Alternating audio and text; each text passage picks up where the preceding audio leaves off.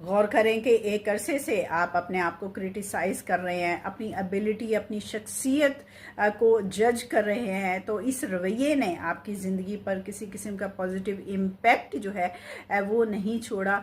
और आप इसे यहाँ पर स्टॉप करें और अपनी ज़िंदगी को अप्रूव करें, अपनी ज़िंदगी को अपलिफ्ट करें, और फिर देखेंगे कि किस तरह से आपकी ज़िंदगी जो है वो बाबरकत रहती है। और आप देखेंगे कि किस तरह से खुदा आप पर मेहरबान होता है और अपॉर्चुनिटी और बरकत के दरवाजे आपके लिए खोलता है। क्योंकि कलाम में लिखा है कि जिस तरह से इंसान सोचता है उसके लिए वैसा ही हो जाता है, और जिस तरह से वो तसव्वुर करता है वो उसी तरह का है। तो अपने लिए, अपनी ज़िंदगी के लिए बरक़ात को तसव्वुर करें, इमेजिन करें और ईमान रखें कि खुदा वादों का सच्चा है। आप जो कुछ सोचेंगे अपने लिए, जिस अपॉर्चुनिटी को चाहेंगे, जिस सरफराजी को चाहेंगे, अगर आप ईमान रखेंगे तो ज़रूर खुदावंद वो आपकी ज़िंदगी में पूरा करेगा। God bless you.